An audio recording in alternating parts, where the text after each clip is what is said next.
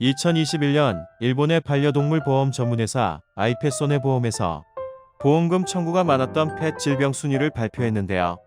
오늘은 고양이가 잘 걸리는 질병 순위와 원인 및 대처법에 대해 알아보겠습니다. 10위는 요로결석증입니다. 요로결석은 신장에서 요관, 방광, 요도에 이르는 요로에 결석이 생겨 배뇨곤란이나 혈뇨를 일으키는 것을 말합니다. 유전적 영향으로 생기기도 하지만 사료가 너무 산성이거나 알칼리성일 경우 마그네슘, 칼슘, 인 등이 녹지 않고 뭉쳐 결석의 원인이 되기도 하고 수분 섭취가 너무 적어도 생길 수 있어요. 따라서 마시는 물의 양을 늘려주고 건식보다 습식 사료를 급여하는 것이 좋습니다. 9위는 심장병입니다. 고양이가 자주 걸리는 비대성 심근증은 심장 내벽이 두꺼워지는 질병으로 심장에서 내보내는 혈액이 감소해 순환장애나 혈전증이 발생할 수 있어요. 정확한 발병 원인은 알 수 없지만 유전적인 요인이 크다고 알려져 있는데요. 메인쿤, 브리티시 숏헤어, 아메리칸 숏헤어, 페르시안, 데본렉스, 렉돌 등 특정 묘종에게 많이 발생하고 특별한 예방법이 없기에 조기 발견을 위해 정기검진을 받는 것이 무엇보다 중요합니다. 8위는 이물질 섭취입니다. 호기심이 많은 고양이는 신기한 물건이 보이면 가지고 놀다 삼키기도 하는데요. 실이나 끈, 비닐, 장난감 등을 삼킬 경우 이물질이 위장을 막아 심각해질 수 있습니다. 이물질을 입에 넣는 장면을 목격할 경우 빠르게 삼키는 것을 막고 입이나 항문에 이물질 일부가 보인다면 잡아당기지 말고 병원에 내원해 치료하세요. 7위는 종양입니다. 고양이 종양은 악성일 경우가 많아 조기에 발견해 치료하는 것이 중요한데요. 평소 고양이 몸을 자주 쓰다듬어 혹이 있나 체크하는 방법밖에 없다고 하네요. 뭔가 손에 만져졌을 때 염증이 있는 붓기나 화농이 아니라면 혹의 크기가 작더라도 반드시 병원에서 진찰을 받는 것이 좋습니다. 6위는 방광염입니다. 방광염은 방광에 나타나는 염증을 통틀어 말하는데요. 고양이 방광염은 고양이에게 흔히 발생하는 하부요로기 질환 중 하나로 이유를 알 수 없는 특발성 원인이나 세균 감염으로 인해 발생합니다. 방광염에 걸렸을 경우 빈뇨, 배뇨장애, 혈뇨, 악취 등 소변의 변화로 증상이 나타나는데요. 수분 부족이나 비만이 방광염에 영향을 끼칠 수 있다고 하니 음수량과 체중을 체크해 예방하는 것이 중요합니다.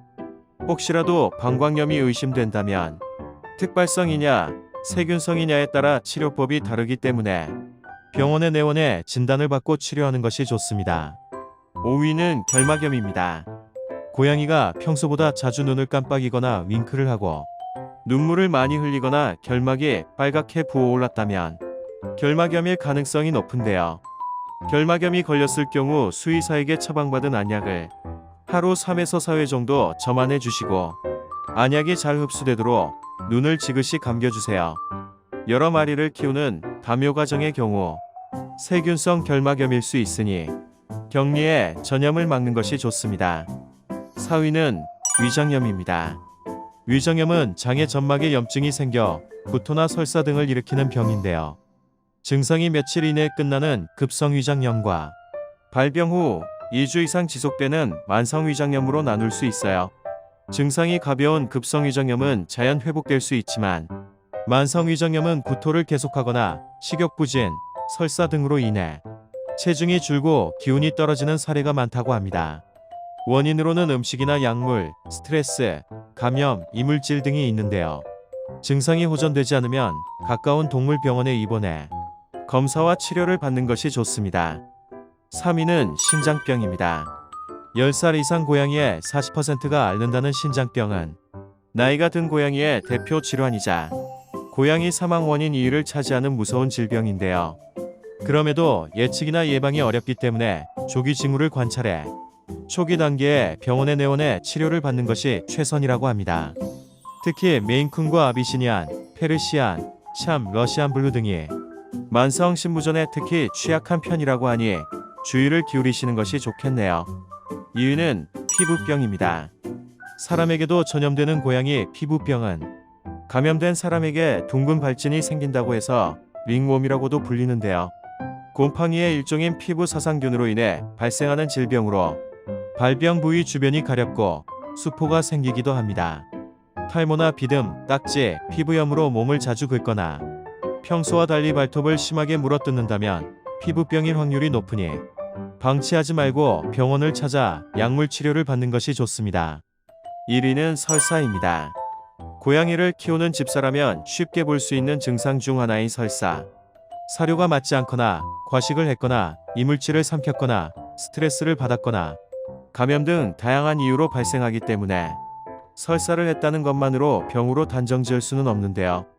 만약 변이 약간 무른 정도거나 2에서 3일 설사를 한다면 반나절 정도 위장을 쉬게 하거나 사료를 바꾸는 등의 대책을 취하면서 고양이 상태를 지켜보는 것도 좋은데요.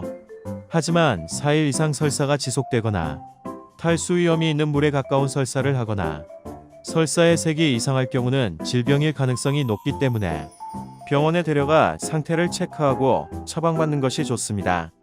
아이의 아픈 모습을 보는 것만큼 집사에게 힘든 일도 없는데요. 사랑으로 보살피고 검진도 정기적으로 잘 챙겨 건강하고 행복한 집사 생활 하시기 바랄게요. 유익한 정보였다면 구독과 좋아요, 알림 신청을 눌러주세요.